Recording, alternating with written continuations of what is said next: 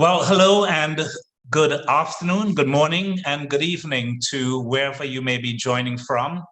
My name is Angus Friday. I'm the Blue Economy Director at the WAIT Institute. And we're going to be talking about hometown heroes, the people making the thriving blue economy a reality. I'm joined by the WAIT Institute Communications Director, Shana Brody, and the communications team, and also the Blue Economy Manager at the WAIT Institute, Aisha Williams. Before starting, we'd like to thank all of you for joining from across the world for this session on hometown heroes and the blue economy. We'd like to thank our speakers, who I'm going to say a little bit about in a moment. I'd like to thank them for joining with us. And of course, a big shout out to James Elsmore and the entire team at Island Innovation. Today we have an exciting lineup of hometown heroes because we really want to give you a sense of what's happening around the world in terms of the development of the blue economy. We have folks joining us from the Pacific Ocean, the Indian Ocean, and from the Caribbean Sea. And so before we get started, just be useful to ask you to fill out the poll that's come up in front of you. What region are you from? So we look forward to your responses. If you could choose one of the regions that you're from in the poll, and then we'll share some results as we go along. Thank you for taking the time to do that. What I'd like to do before introducing the speakers is just tell you a little bit about the WAIT Institute. At the WAIT, here we are, we have some results for you. We have quite a few people from the Caribbean, it seems, some 40% from the Caribbean, 22% from North America, Pacific Ocean, Indian Ocean, Africa, Latin America, and Asia. A big shout out to everyone, and many thanks for joining with us. I'm actually broadcasting now from the Caribbean as well. So a big shout out to all our Caribbean colleagues as well. I'm actually here in Grenada. Thank you. So the WAIT Institute, we're based in San Diego in California. We're founded by Ted Waite, and who was a global entrepreneur in the 1990s. And given his passion for the oceans, he decided to put his money where his mouth was and actually take action and work with communities around the world to help them in taking action on the oceans. We've joined up with a whole range of other organizations, what we call the Blue Prosperity Coalition, but also with others, all focused on what we call the 30 by 30 objective. And that is to conserve at least 30% of the oceans by 2030.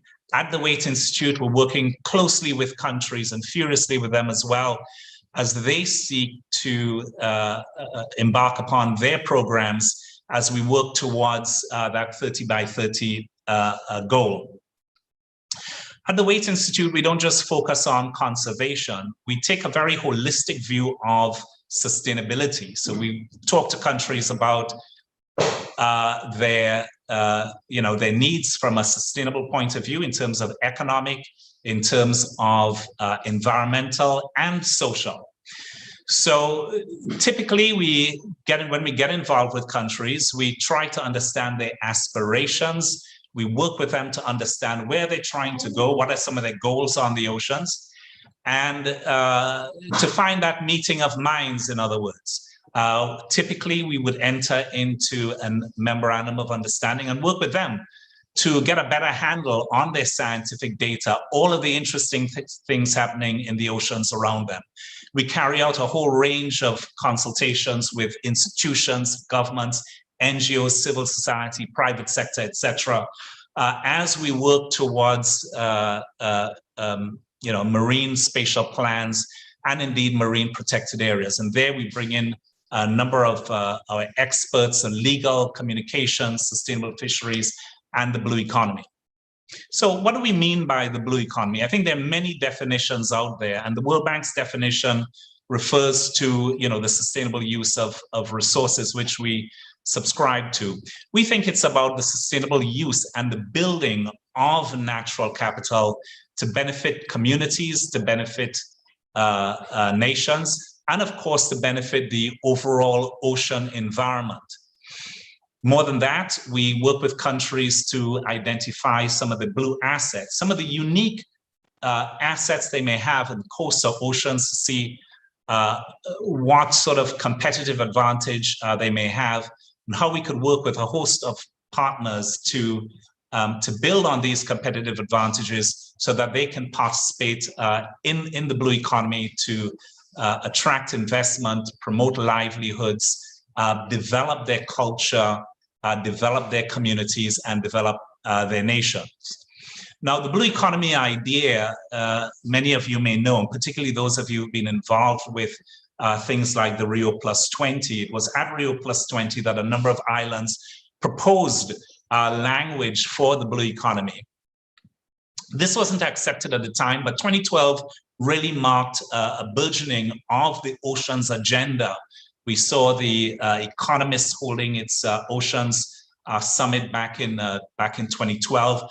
And from there, year after year, you know, the US State Department and many others worked on the oceans agenda towards the standalone SDG 14,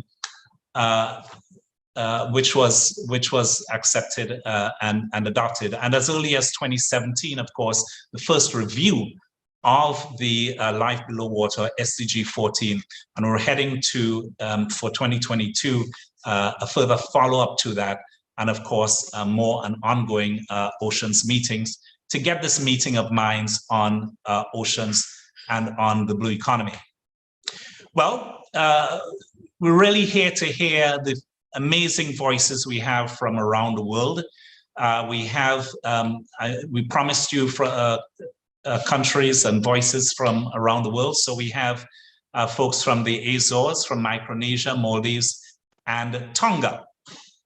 And I'm going to introduce our first speaker in a moment. And each of our speakers will have about 5 minutes to speak.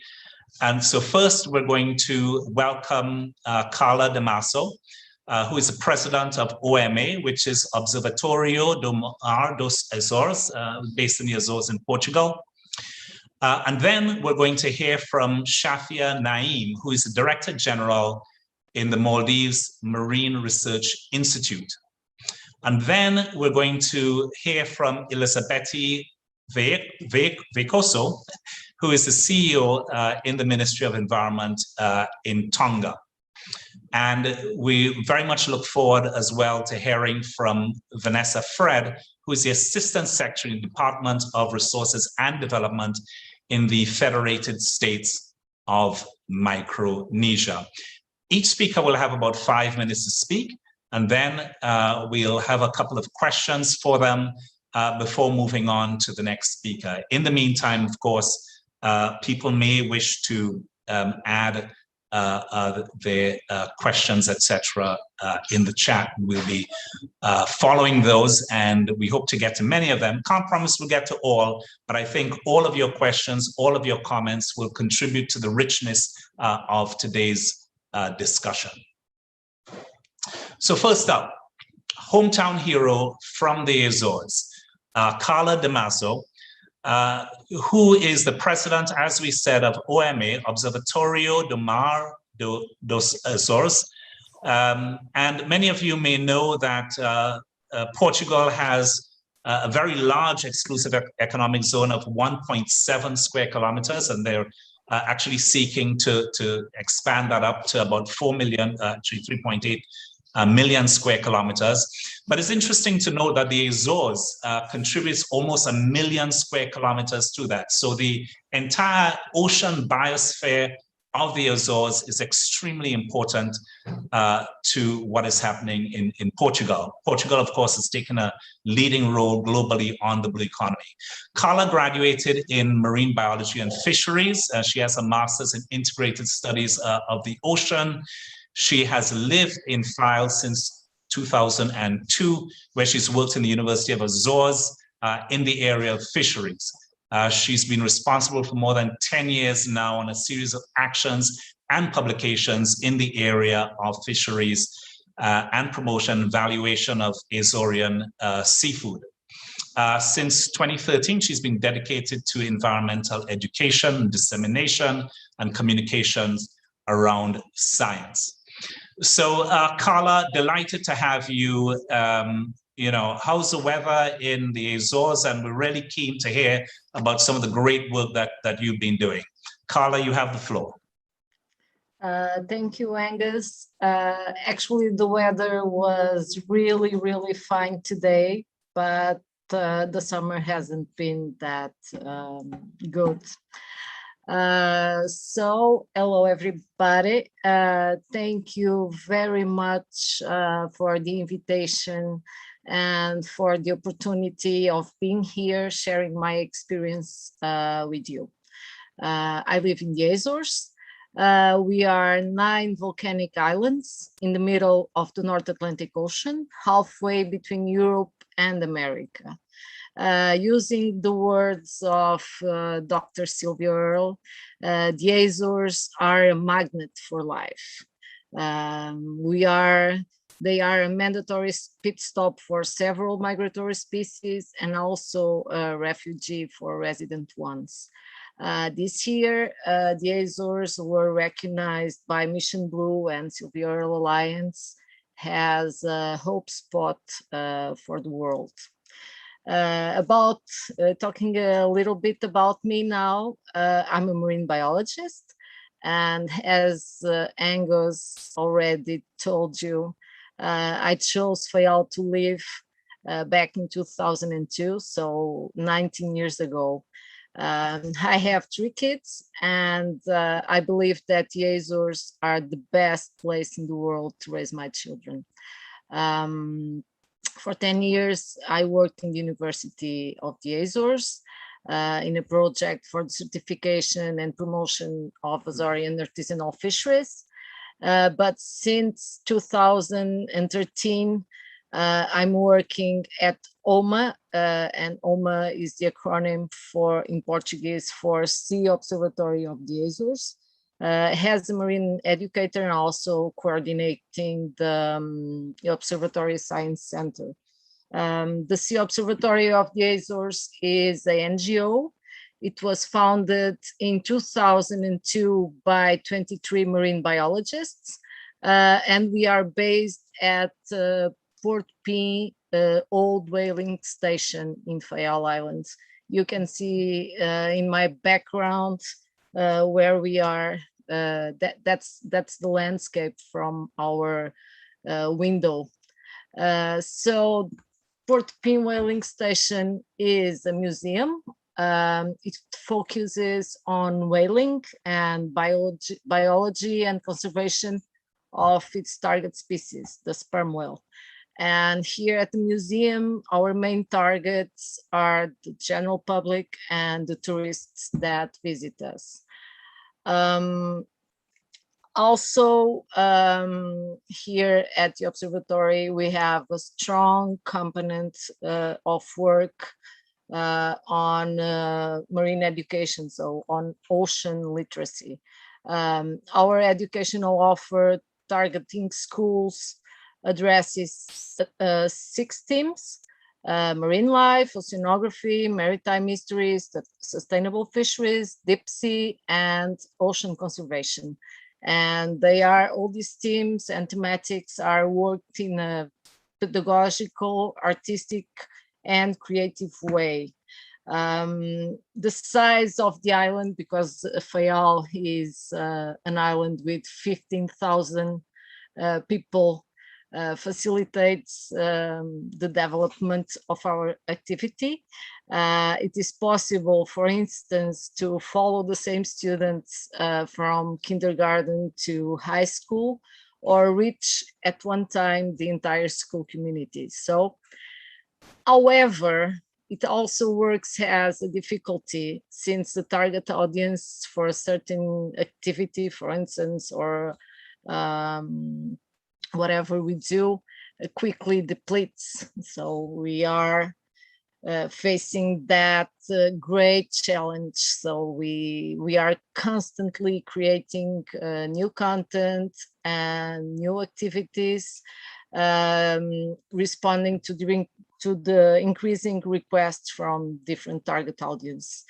But that's something that we like to do. In order to do that, our team researches a lot about what is currently being done around the world.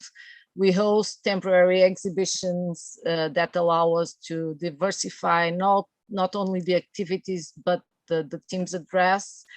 And also we have partnerships with a variety of partners, including the scientific community.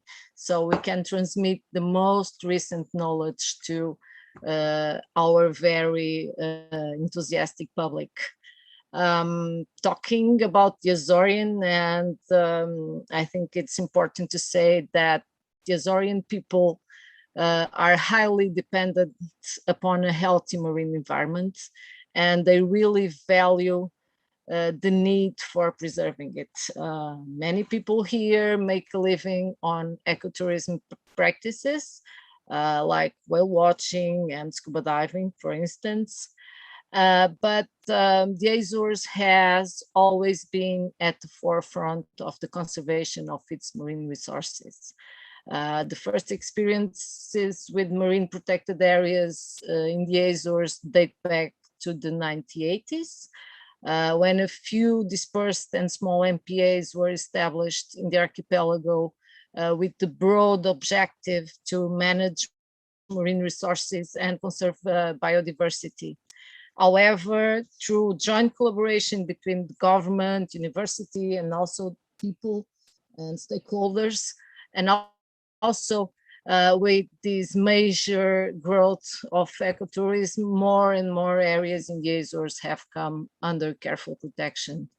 And now we have this target within the Blue Azores project of having 15% of our almost 1 million square meter fully protected by next year. So I think this is it.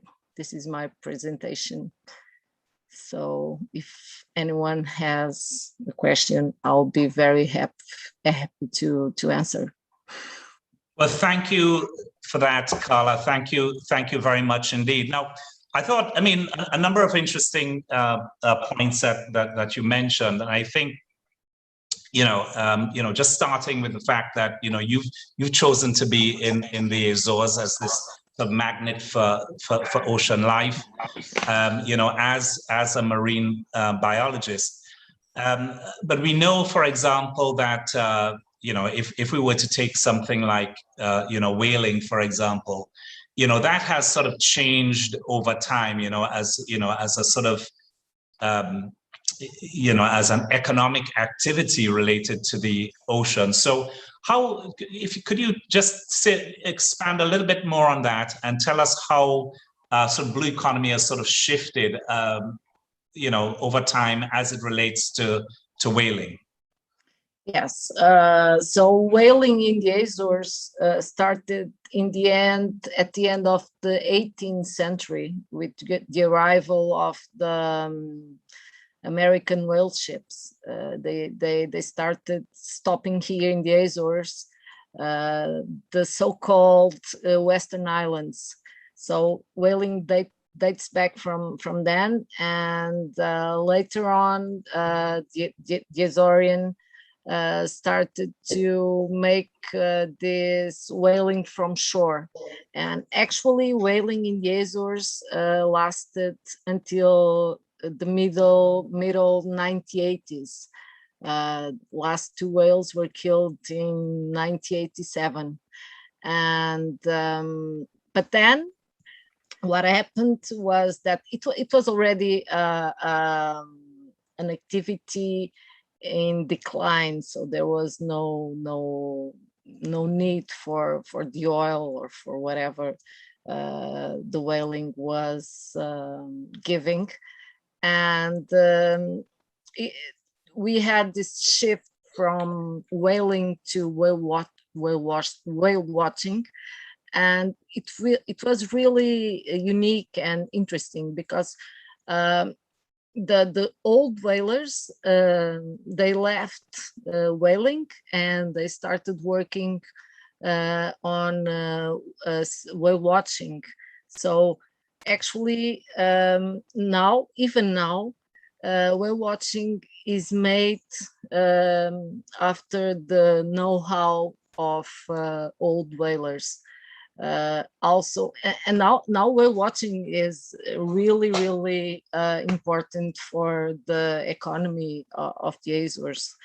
And also, not only with whale watching, but also the old whale boats are now being used for sports. So we have kids, we have young people running, making races, boat races on the old whaling boats, and that's also economically and touristically something that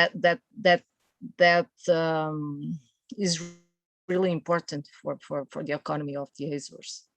And Carla, what has that meant in terms of jobs?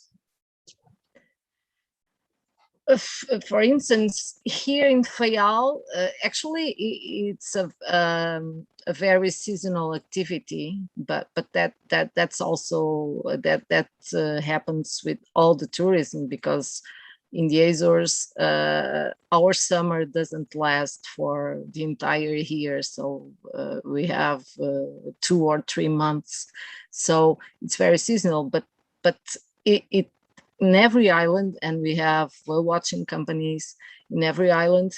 And I don't know the exact number of people, but you have, for instance, in Fayal, you have like 8 companies, and you have around 60 or 70 people working on these companies, and it generates very good profit for the local economy.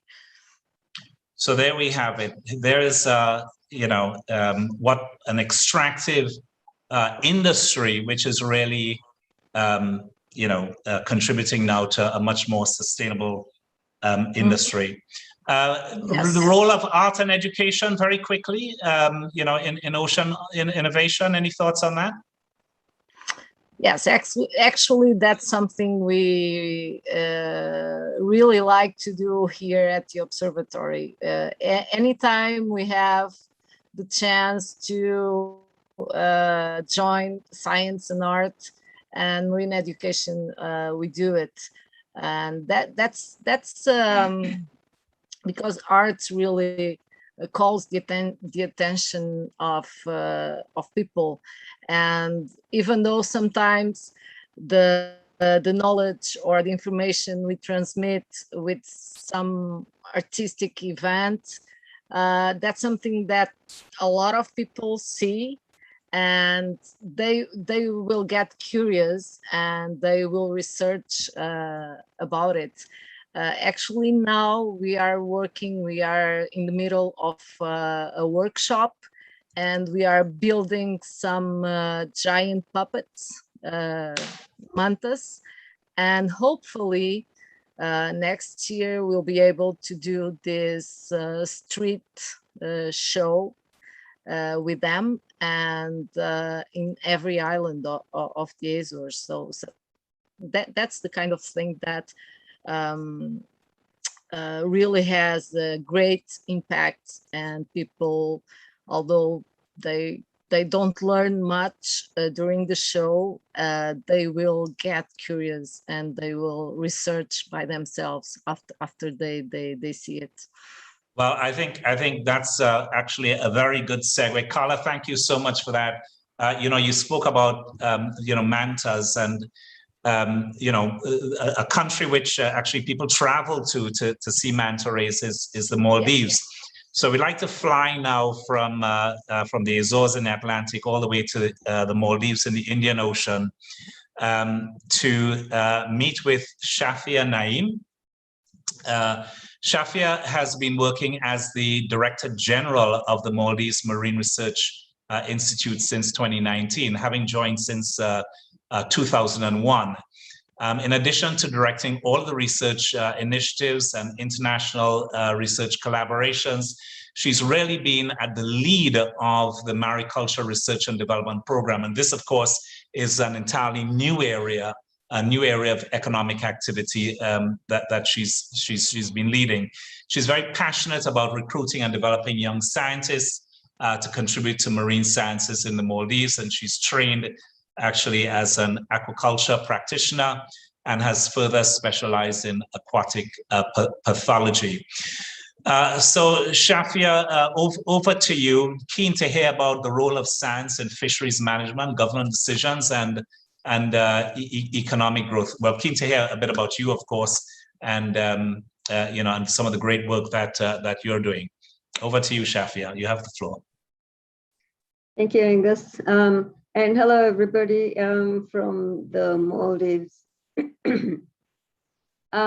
Most of you would probably know Maldives as a beautiful diving destination or beach luxury tourism destination. We are a bunch of small coral islands with a very large ocean area scattered in the Indian Ocean. We've got around 1,200 islands, which are on average 1 to 2 square kilometers in area and about 1 meter above sea level. We've got a long history with our own language and culture. We've always been a fishing nation, and we've been doing our tuna fishing on the Poland line just the same way we've been doing for hundreds of years. It's one of the cleanest and greenest fisheries in the world, and we're very proud about this fishery. A bit about me. I've been, as Angus has said, working as the DG at MMRI in the Maldives. MMRI is the government body that deals with marine scientific research in the country. We provide scientific advice on management for the country's natural marine resources. We've got research groups working on marine ecosystems, fisheries, as well as mariculture development research. I joined as a fresh school leaver to the ministry first in 2000, and then since then been doing a lot of work in different capacities. But yeah, with my aquaculture background, most of my career has been actually on development works with getting aquaculture started up as a new economic sector in the Maldives. Personally, I've always been fascinated about the ocean, but a career in it, I didn't really think about it until I joined the Marine Research Center, it was called back then. And I took an interest in aquaculture. It's a completely new sector, as I said already, and with a lot of exciting potential that I thought I could contribute to. Aquaculture, in my view, would be necessary, the success should be necessary in order to face climate-driven challenges for food supplies in the future.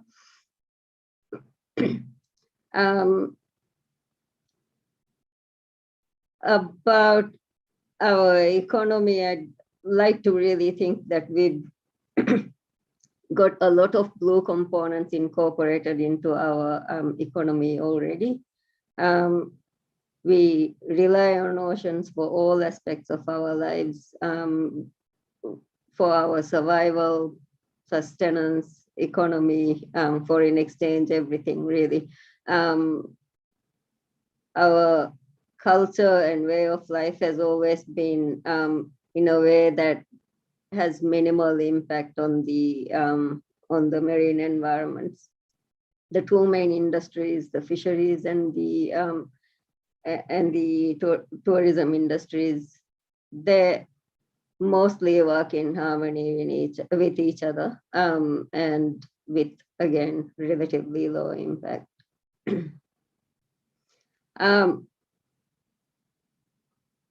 We've, in the fisheries industry, got management plans that actually push for data-driven management.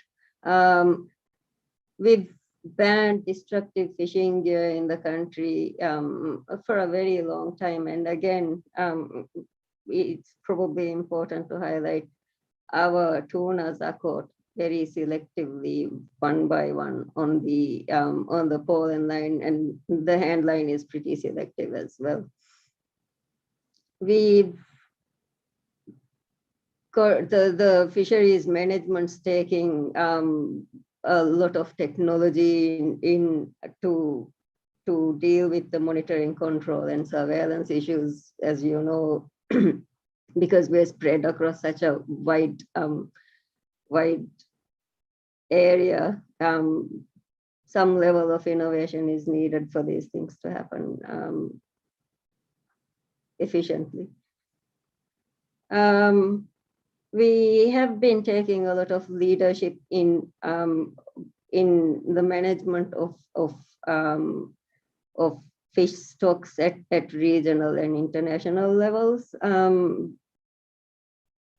And one very important thing to highlight is that we would have probably been one of the first countries to have banned coral mining, where at a time when corals were used a lot for construction purposes, and we actually embraced it quite well. The tourism industry thrives around the white sandy beaches and healthy coral reefs. So there's really a sort of need for keeping the environments conserved and pristine, because that's what we sell the Maldives as for the tourists. We are committed to protecting ecologically significant areas to help ecosystems recover, but we'll still need to work on empowering the communities to start taking leadership with ocean management, because with our geographic spread, again, doing things centrally is not always very feasible or result in, well, it's just not efficient.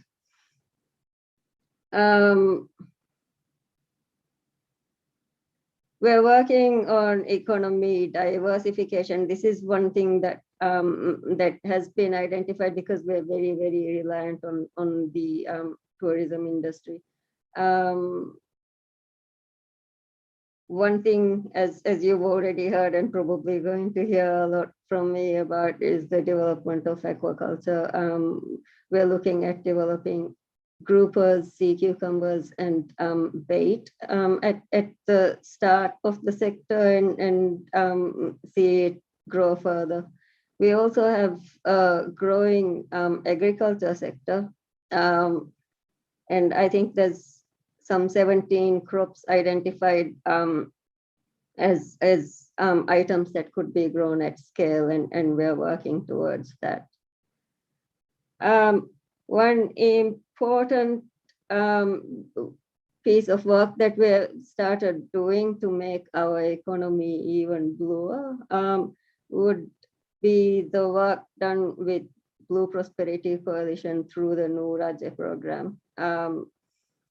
We're working on getting a marine spatial plan for the Maldives, and this would shape the way we use our oceans. we're going to be allocating 20% of our EEZ as protected areas. This will be challenging again, given the spread, given how widely our marine areas are used by fishermen and everything. And we really need to do this with 100% participation by the communities and fishing populations. So yeah, this would be me. Shafia, that was great. Thank you so much. And you know, it's just really interesting listening to what you're doing. And you know, we're so delighted that, you know, in the Maldives you actually have a marine research institute. When you think of the development of any cluster, you know, quite often you can, let's say you're thinking about, you know, information technology in Silicon Valley, for example. You know, you can generally point to one or two key institutions, you know, that have started with the science and the innovation, and so to help, you know, grow that cluster. So, you know, congratulations, you know, to the Maldives on this. And you know, speaking of the role of science, and you were sort of alluding to this earlier, how do you sort of see us using the science and what we can learn from MMRI, you know, for government decisions and for planning and for economic planning? How would you sort of see the role of science, you know, fitting in there? And before you answer that question, I just want to say that we actually have a lot of questions coming in. So we want to thank everybody for all of the questions. Keep them coming in. And we're going to circle back to some of these questions, you know, at the end. But keep the questions coming in. We really appreciate it. You know, we have questions coming in, like, you know, on tourism and the blue economy and you know, and so on. But let's just focus in for a while on science and you know, and its role in government decisions and economic planning. Yeah. This is a very relevant question. Science is very important. It has an enormous role in government decisions, especially with primary extractive economies like fisheries. The government is there to make sure that the resources are sustainably used and extended for future generations. But yeah, how do we do that if we have no knowledge about the resources we're using? This is where science comes in. Biological, ecological, behavioral information on species actually allows science to advise policy on the best ways for the resources to be managed. Monitoring the fish stocks, what happens to the fish stocks actually allows the fisheries managers to take actions before the fish stocks suffer too much.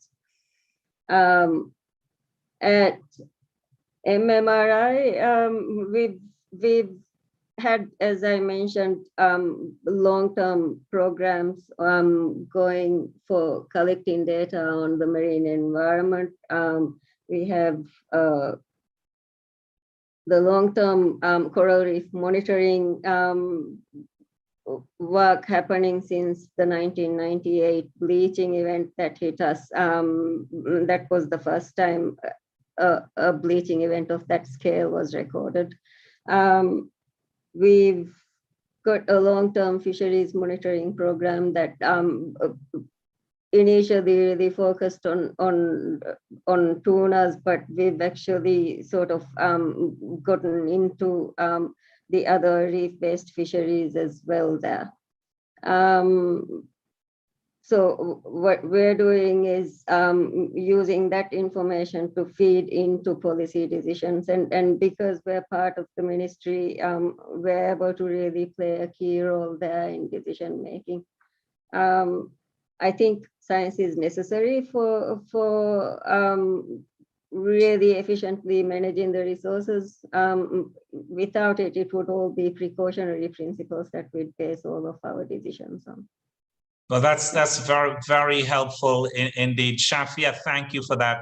Congratulations on all the great work you're doing at MMRI. And, you know, we're just delighted, of course, to be partnering, you know, with your country and with all the great people there. So thank you so much. Really, really very much appreciated. Now, in introducing the next speaker, I'd just like to link that with one of the points, you know, Shafia made, which is about, you know, decision making and how you get to a sort of joined up approach. And so for our next speaker is Elisapeti Vekoso from the Kingdom of Tonga. And I misintroduced her earlier, so I want to introduce her properly this time. She's in fact the project manager for the Tonga National Marine Spatial Planning Project. And this is based in the Department of Environment of the Ministry, and I will take my time with this, in the Ministry of Meteorology, Energy, Information, Disaster Management, Environment, Climate Change, and Communications, also known as MIDEC, which is part of the Kingdom Tonga. Of course, I mean, this is talk about joined up thinking. And Elisapeti's role is really around the coordination. So the oceans coordination amongst those 7 ministries. So there's a technical group of representing all of those ministries, the 7 government ministries that looks after Tonga's ocean management. So Elisapeti, I'd like to ask you to switch on your, I'd like to ask, yes, you're already switched on. Elisapeti, we're really keen to hear about, you know, some of the great work, you know, that you're doing in Tonga. So Elisapeti, you have the floor. Thank you very much, Angus. Good morning, and Malo Lele from the Kingdom of Tonga in the South Pacific. Tonga is a Polynesian country, comprises of about 170 islands, of which 36 are inhabited. We are located to the west of the international date line, making us amongst the first countries in the Pacific nation to greet the new day. We have a population of about 1,100,000. With regards to the ocean, the Kingdom of Tonga is where the migrating humpback whales from the Antarctic pause in its warm waters to mate, give birth, and allow their newborn calves time to grow and learn in preparation for their long journey back to Antarctica. So this makes the Kingdom of Tonga be the best place to swim with the humpback whales. As introduced by Angus, I am the project manager for the Tonga Marine Special Planning Project, which is at the Department of Environment of the Ministry of MIDEC. My background, I am an environmental planner by profession. And when considering the role of a Marine Special Planning Program Manager, which I recently joined last year in January of 2020, I thought of it as a land use plan, but for the ocean. So I was interested to take up this role and to be involved in the formulation of such plan for the kingdom, keeping in mind that 99% of Tonga is ocean, with only 0.1% as land. So it is a significant part of our national sovereignty. Back in 2015, that's when the Tonga Marine Special Planning Project started. It was approved by Cabinet. And as mentioned by Angus, the project is mainly driven by Ocean 7, which makes up of 7 ministries, including the Ministry of Land, Ministry of Environment, Ministry of Fisheries, Finance, Infrastructure for Tourism, as well as Marine and Ports, Internal Affairs, as well as the Ports Authority. So This is co-chaired by the 3 CEOs of the Ministry of Land, Environment, as well as the Fisheries. So my role is to coordinate the and support the Ocean 7, which is the technical working group that drives the project here in Tonga. I think I'll end there, Angus, because we're running out of time. I'll answer some questions at this stage. Elizabeth, thank you so much for that, and really excited about to hear about the the sort of migratory pattern of the humpbacks and the key role that Tonga plays in that regard. So you're involved with the marine spatial planning, and how would you sort of see marine spatial planning assisting with the strategic development of the blue economy? Thank you, Angus. As you have briefly defined the blue economy, which is the sustainable use of ocean resources for economic growth, improved livelihoods and jobs while preserving the health of ocean ecosystems. One key approach to achieve a blue economy is effective spatial management of ocean resources, as described in our Marine Spatial Plan, or Tonga's MSP, or now known as the Tonga Ocean Management Plan. Tonga has committed to a conservation target of 30% MPA, which aligns with the Tonga Strategic Development Framework and international commitments such as CBD as well as SDG. So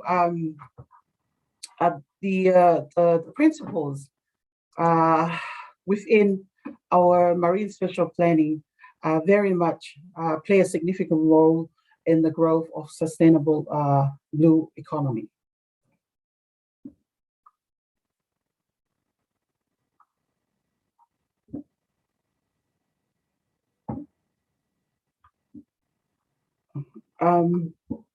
If I can just thank you. Sorry, go ahead. Sorry, if I can just give examples from our MSP. As I mentioned, one key approach is to achieve the blue economy through the effective spatial management of ocean resources. In marine protected areas, it has protection of the marine will have several benefits.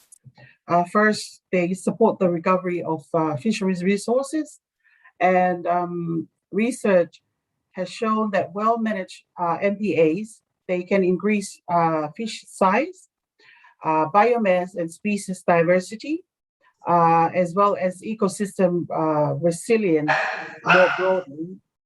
In addition to improving fisheries, Tonga could increase ocean-based tourism with the promotion of enhanced ecosystems, habitats, and species diversity.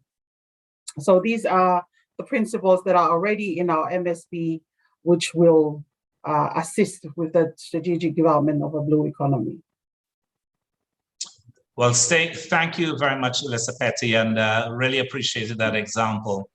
Sort of staying with that theme, I'd now like to introduce our next speaker, and at the same time thank Elizabeth for for your remarks and for the great work, by the way, that you and the various teams and the ministries working together are doing. So thank you. Our next speaker, not a million miles away, but staying in the Pacific Ocean, is from the Federated States of Micronesia. Vanessa Fred is the Assistant Secretary in the Department of Resources and Development. And Vanessa led and implemented environmental and community pride campaigns that resulted in increased public understanding of the value in protecting endemic species. As Assistant Secretary, she oversees coral reef monitoring efforts and policies for sustainable development across the 4 Federated States of Micronesia. She's also served as a program manager at RARE, and has contributed to various scientific research papers. So actually, if you Google her, you'll find out the various papers to which she has contributed or where she's mentioned. So Vanessa, thank you so much for for joining with us, and we'd really be keen to hear a little bit about the importance of collaboration, unity, local knowledge, and government as it relates to oceans and the blue economy, and just hear a little bit about you. So Vanessa, over to you.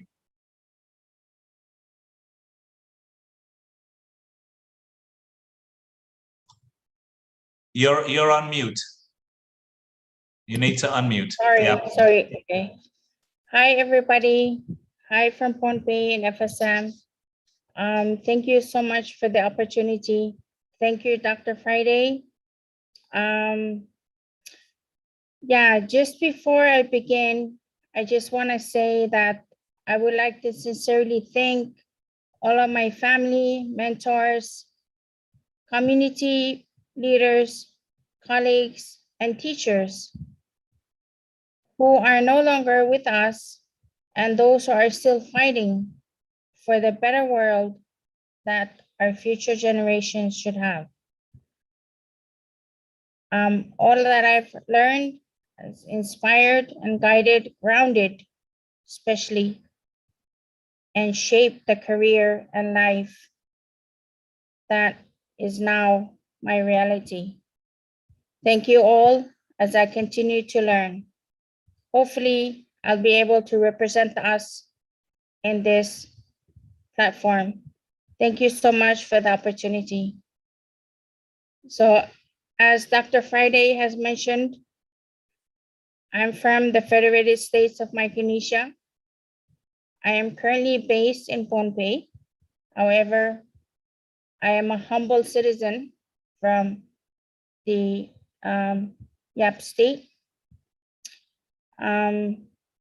Yeah, we are a huge nation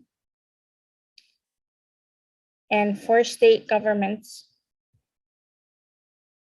However, we only have 105 citizens, but we have a huge economic zone.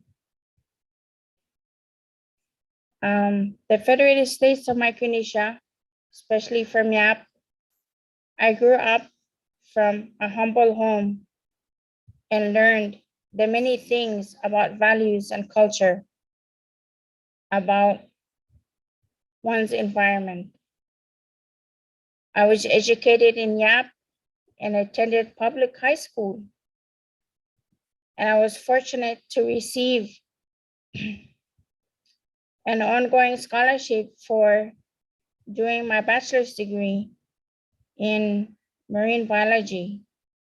I started off at the University of Guam, which has very much serviced a lot of the expertise and skilled people that we work with nowadays here in Micronesia. After that, I was fortunate enough to go and complete my degree at the University of Queensland in Brisbane, Australia. And so, fortunately, I was able to return home and work not just, I was able to work with people from the community, the fishermen, and everybody who knew our environment in Yap. And I learned from them, and I was able to also provide what little I learned from the Western educational system in how we could merge the two and how we could learn and better the programs that we were facing today. As you know, and as Dr. Friday has mentioned, FSM is a huge, huge nation. Though our land mass is small, and our population is only 105 estimated, but our water is about 100 million square miles. And there's a lot of potential there. But then there's also a lot of potential for harm if not planned accordingly. And so I just want to share with you that FSM is a huge nation. We have a national government based in Pohnpei, Palakir, but we have 4 states. So we're actually dealing with 4 or 5 governments. And so it sometimes is challenging, and sometimes it works in our favor. But we have to remember that we need to learn from our past, listen to our present, and we need to also plan for our future. Given everything that's going on in the world, especially in the light of climate change, I just want to thank WAIT Institute and the Blue Prosperity. We have ongoing initiatives, including the Micronesia Challenge, which started in 2006, and we have now revamped in 2021. We have the Protected Area Network. We have local initiatives, including the iBoom in Yap. And we have several other NGOs, as well as government initiatives and support for these local NGOs. And so I just want to thank this opportunity for sharing what we have done. Thank you very much. Thank you very much, Vanessa. And we really appreciate hearing your voice from a country like Micronesia, one of the largest exclusive economic zones, amongst island nations, about 3 million square kilometers. It's, with 607 islands. And of course, all that between, 4 states, Yap, Chuuk, Pohnpei, and Kusrai. And of course, so lots of complexity there as well. At the federal level, you have dealing with the states themselves, and then of course at the community level and the sort of traditional traditional forms of governance and so. But doing it with remarkable smoothness, I'd say, in Micronesia. And the challenges that you have in managing such a large exclusive economic zone is something that I think many islanders can identify with, because you've made the point that in fact it's a very small landmass and a very large exclusive economic zone to manage. And how, given the given this largeness of your EEZ, how would you describe use of this space at the moment? How would I describe the space? Use of the space. So you've got, there's a major fisheries industry, of course. Yeah. All right. Thank you, Dr. Friday. It's Well, currently, in terms of revenue, yeah, we have the tuna industry, and we have, fortunately, we have our authority that's managing that, the national government. And it's also not just with the public sector, but also with private sector. So, it's a true indication that there is a mechanism that public and private sector can work together. And so I think right now, in regards to pelagic fisheries, we have a good industry. Yes, everywhere globally, we have been impacted by COVID. However, in the Pacific, we have worked really closely with FFA, the Nauru Agreement, and other agreements to also, and within FSM, to also work regarding how to best situate what we're dealing with now and how to address those situations. And so, yeah, it is a huge impact. However, I think the situations and what needs to be put forth to address the situations are now being addressed or entertained. Thank you. Thank you, Vanessa. Really appreciate that, and congratulations on the work that you're doing. In pulling all of this together. We really appreciate, of course, our engagement with you and the government and people at the state level and through the task force, various working groups and so on. We very much appreciate your leadership coming from your country, which includes, of course, the leadership role that you're playing. So thank you so much. Well, we have a few questions. Let me just start by thanking, all of our speakers for, their very rich remarks. We have a number of questions coming in from all of you. So thank you, all of you out there sending in questions. We have one for Shafia, and this relates to mariculture.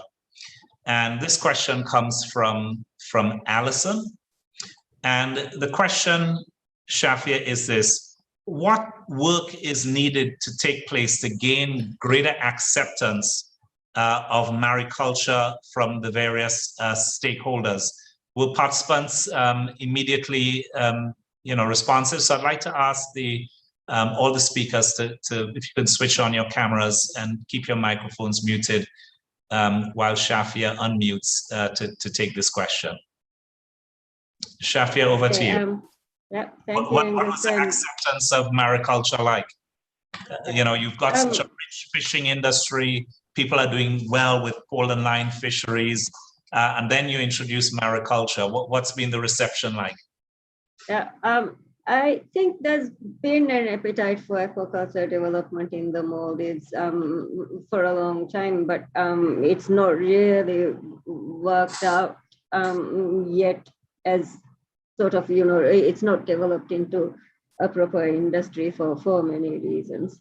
There's issues with how much money is required to set something like this up.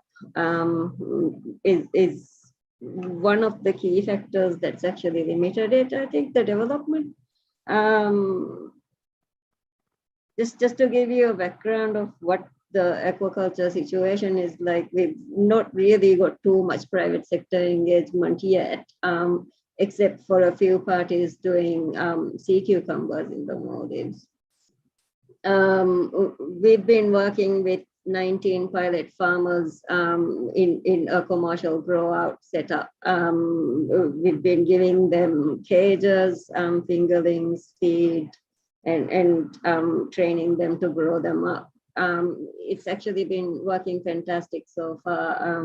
We managed to actually sell the first batch of cultured groupers very recently on an online platform that was developed just for marketing these, because by the time it actually came to like market size, we were already in peak lockdown. People weren't really able to move around so freely. So we developed that.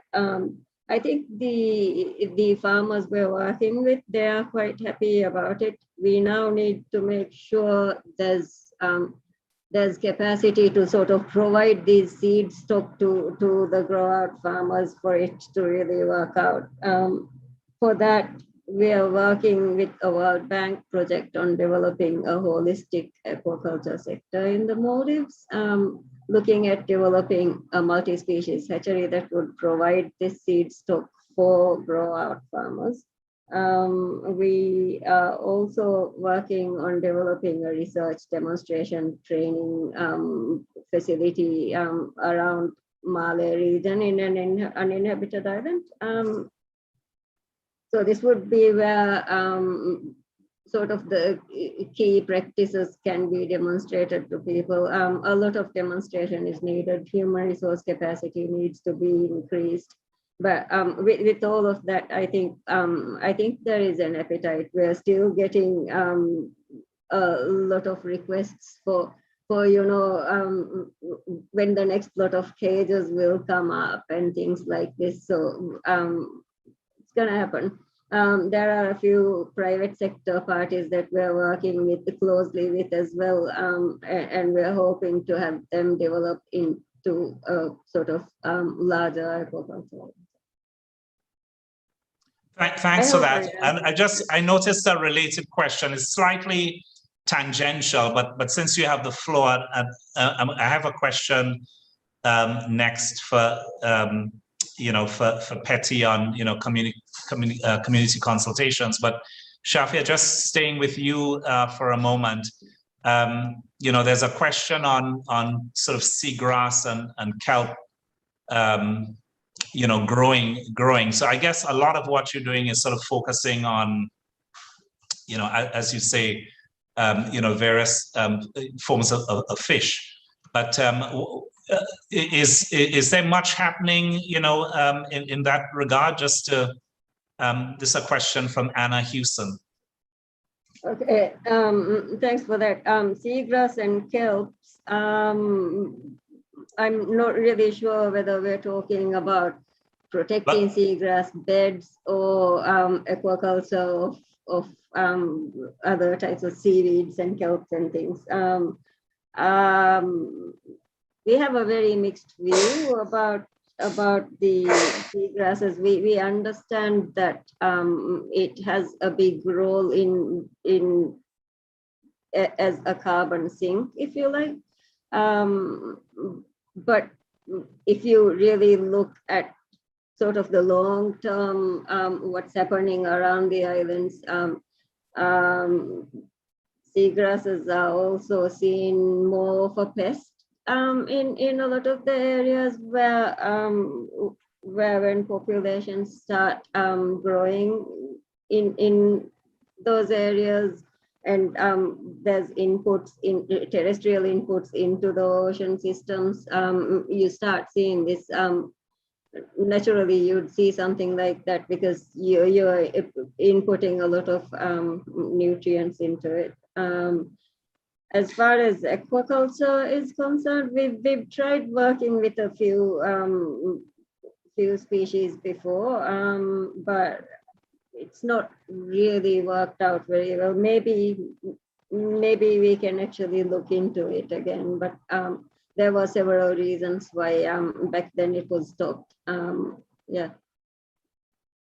Okay, thank you for that. And looking at that picture behind you of all that turquoise water. I mean, there's just so much that can be done with the oceans, with that ocean space. And sort of related to that, by the way, I know some countries are sort of looking at seagrasses and mangrove, of course, and the sort of carbon credits that can be generated. But just moving from the Maldives over to Tonga in the Pacific, we have a question for Elissa Petty. And the question is, why is community consultation and local knowledge, important, and how was that achieved in Tonga? You're on mute. Sorry about that. Thank you very much, Angus. Consultation is definitely an important part of the marine special planning process. As I mentioned, the project started in 2015. So between 2015 and 2018, there was the collation of data set and all scientific and geology, economic, social data for the formulation of the plan.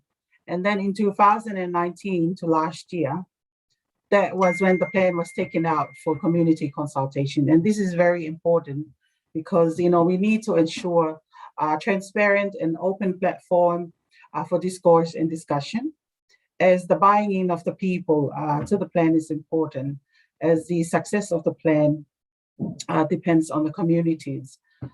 They need to take ownership of the plan, and the way to do that is to involve them in the formulation of the plan. The communities themselves know the communities best. Therefore, consulting with them, make sure their voices and concerns are included in the plan. So the communities and different stakeholders' perspectives were integrated into management decisions, with an understanding that the process is intended to provide beneficial outcomes for the majority views collected during the consultation periods. We had to carry out the consultation right throughout all the island groups here in Tonga, from the most northern up here to the southern island group of Tongatapu. It was no easy task, but we had to carry out the consultation, as it is very important to include. And with the consultation, we had to consult with government ministries, to private businesses, to fishing councils, women and youth, and people in the community. Thank you, Angus. Thank you for that. And here's a question for everyone, but Carla, you may have some thoughts on this, and anyone can answer this. And this question actually came in asking about, the role of tourism, particularly now, with the COVID situation, and if tourism isn't contributing as much to the blue economy as it did before, what are the other areas? I know in some countries, for example, there's a concern that, with tourism going down, there might be a rolling back of marine protected areas, or rolling back of more sort of stringent fisheries practices.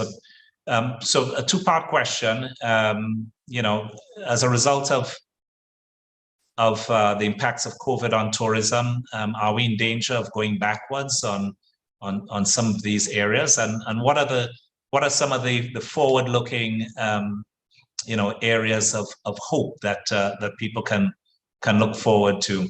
Carla, did you want to take that one, or should we invite someone else? Yes, I can. Actually, what we've been experiencing in the Azores this summer, it was,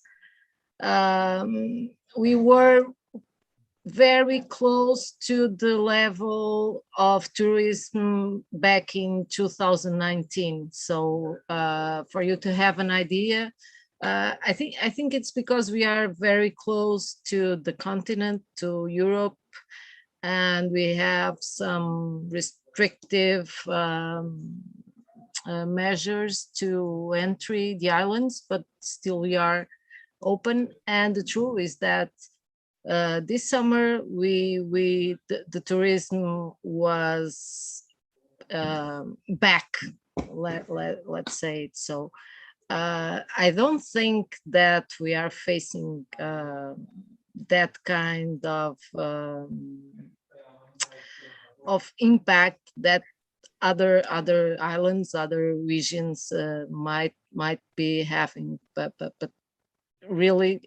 And also, I think that another thing is that the regional government and the population and everyone, all the stakeholders are very engaged with marine protected areas and with environmental measures. So I think in the Azores that will not happen. That's my opinion. I hope I answered. No, that's quite helpful. Thank you. Shafia, how are things looking from the Maldives perspective? I know tourism is not quite, your area of focus, but I'm sure you're sort of seeing the, some impact anyway of COVID. And would you say that mariculture is a sort of bright spot that the country needs to be giving additional attention to?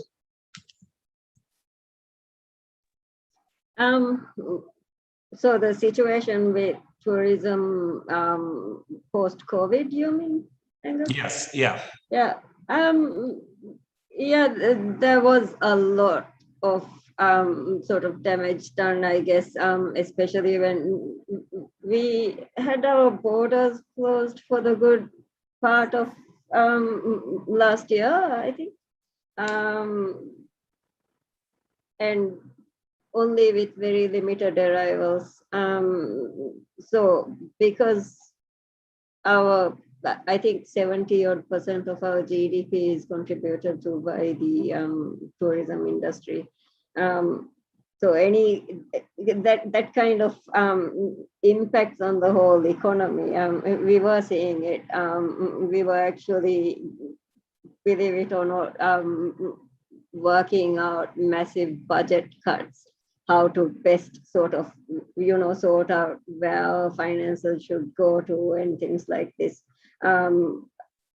Something that was looked at in a lot of detail was these activities like aquaculture and agriculture development in the Maldives as alternatives, because then you're actually relying on one sector. That kind of heavy reliance on one sector is no longer there. So yeah. Did I answer your question, I guess? Yeah, no, that's great. Thank you. I was just looking through the Q&A, to see if we could sort of pick up on some of the other questions. I see that there's a comment from Francois Joino, if I pronounce that correctly, sort of, asking about offshore floating cities. So I'll actually answer that one, since I can say a few words on that. It's quite interesting that the Global Center for Adaptation, which is based in Rotterdam in the Netherlands, they've actually established their headquarters as a floating building in Rotterdam. And we're aware that, in some countries, people have been looking at floating structures. From our point of view, we're still trying to understand, the environmental impact of this, but we just wanted to sort of acknowledge that question and to say that it is a concern for many island states around the world. With rising sea levels, what are the various options that they have? So, just wanted to, just wanted to recognize that. We have some other questions coming in about ocean regeneration and corals. So, James Rea is saying that actually the Venice Biennale, there was a big sort of exposition on, the regeneration of corals and how that can help, islands. Anyone want to touch on that one?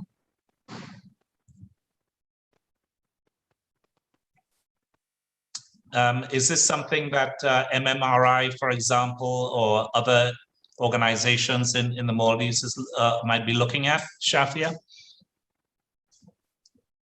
Sorry, I didn't get the question. They're asking whether islands are involved with, ocean regeneration of corals. So I guess regeneration of corals as a strategy for dealing with sea level rise and sea temperature rise, and just and being able to maintain the overall biosphere. I thought I actually left a chat answer there, but they've got, how do I say, varying scales of coral regeneration activities happening in rehabilitation activities happening in different places in Maldives. It's mostly seen in resorts as a small gardening project level thing happening really. For expanding on this to see what can be done for the country as a whole, I think we at MMRI, we are sort of trying to work out different methodologies of coral rehabilitation and restoration, and working out what can be scaled to the country. Right now, it's mostly artificial structures. So it's what do you call it? Coral propagation, rather than looking at many different types of rehabilitation efforts that's happening in the Maldives. But yeah, we need to really work out, I think, with all of these different parties that are doing this kind of work in the Maldives, we need to work out what works, what doesn't work, and what can be scaled up to be able to really go any further with this. And this is work we're doing with a bunch of other resorts, private sector, NGOs, and people together. Okay, and I think Elizabeth, Vanessa wanted to weigh in on this. Hi, everybody. Thank you so much, Shifa. I just wanted to add that it's really critical, as you mentioned, that the local expertise is really critical in the work that we do.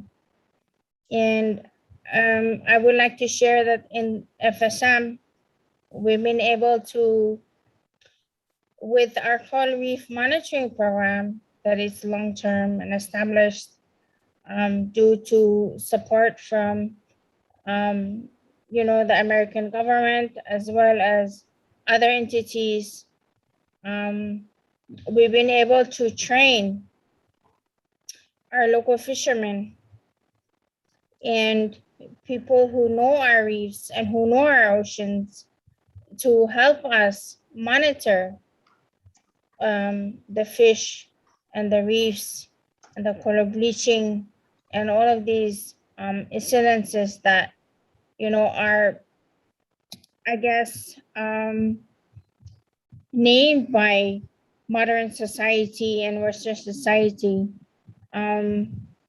So I just want to mention that this is really important, and thank you so much that you had mentioned this. And yes, it's very important, and we welcome and we we have been doing this work based on local knowledge, local expertise, and I think it's very important and it's really critical in our work moving forward. And you know, the assistance that we can get. But at the end of the day, I really feel that the framework and the procedure and process moving forward is very important to come from the local people and the local knowledge. Thank you. Thank you for that. Well, we're coming very close to the bottom of the hour, and so we might take one more question. But just to end, I'm going to ask each speaker, just any final thought or final thoughts, in under a minute that you might want to share. There's been a question on regenerative tourism, and and I'd like to take that question if I may. I think that there's a big shift, I think, particularly since COVID, on how people think about tourism. So, prior to COVID, people have been talking about, geotourism, which is about really engaging with countries and communities when you travel. And we're sort of hearing now, travel with purpose as a new thrust in the tourism sector, so that people go somewhere, you get deeply involved, with the community. You actually go there perhaps with a mission in mind, a mission around social cohesion, environmental integrity, or other ways of helping with community development and environmental development. So I think this is very much a new thrust that that we're seeing in the tourism space. And so I think in answering that question, I'd say watch this space. I think tourism is becoming much more conscious.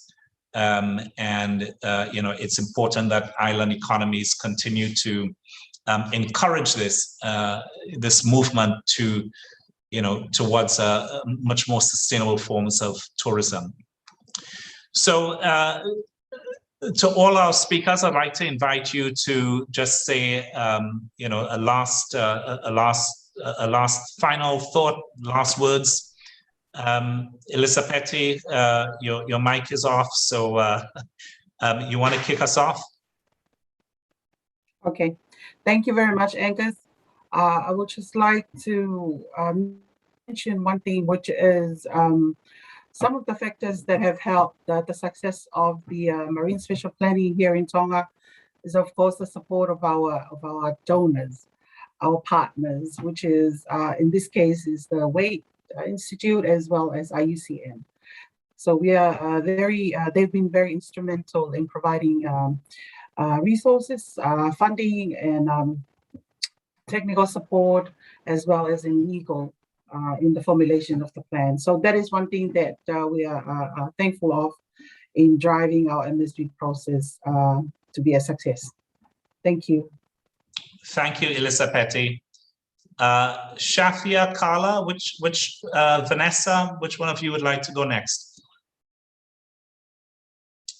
Shafia, you look like you're moving towards the unmute button. Yes, I was actually. So after you, we'll have Vanessa and then Carla. All right. Yeah. So last words.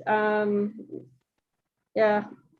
Again, in trying to make the blue-ish economy, we already have even bluer. I actually really would like to thank support we received from our partners who work with us, like the BPC as well. As for the motives,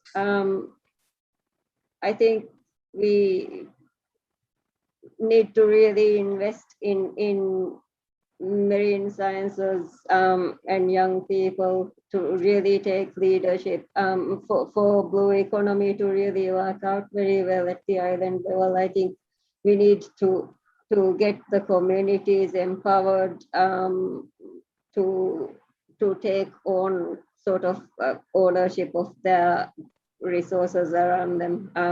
With this marine spatial plan coming in, with our decentralization work that we are doing, this is all aligned towards that kind of thing. So, and given our really huge spread on the ocean, getting that side of things sorted out would be the way to work out marine management in the future, I think.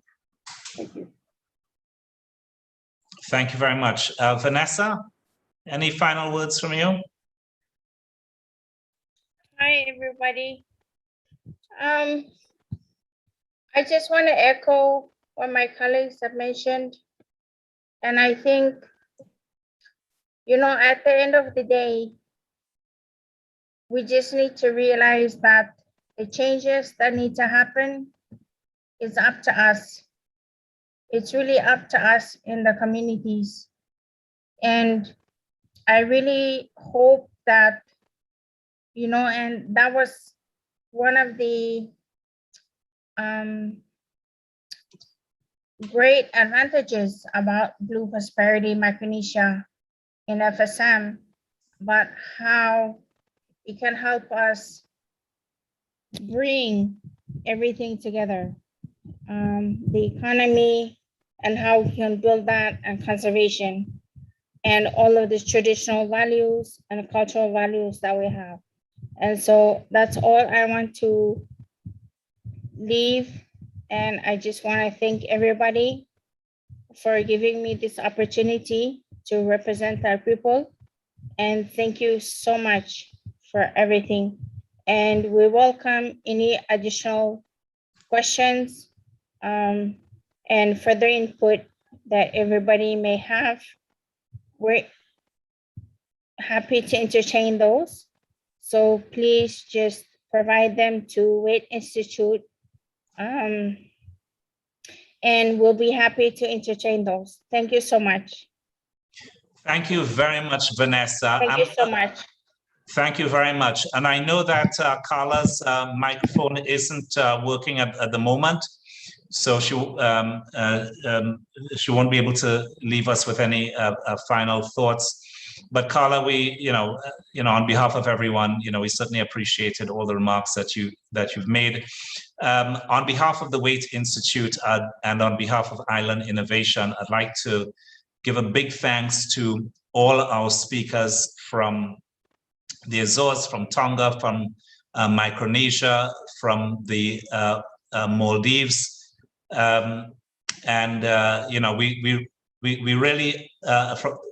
we really appreciated all of your inputs and all of your remarks.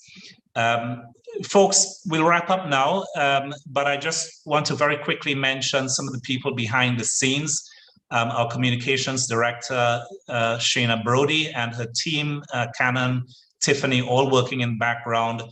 Also, Aisha Williams, our Blue Economy manager, who's not on screen, but who's helped, and everyone who's helped to make this a success. So big thanks to James Elsmore and the entire team at Island Innovation. And a very big thanks to all of you joining from all around the world.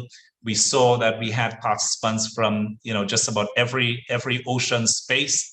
And we really appreciated all of your questions. We're going to take all of these now, of course, and curate them.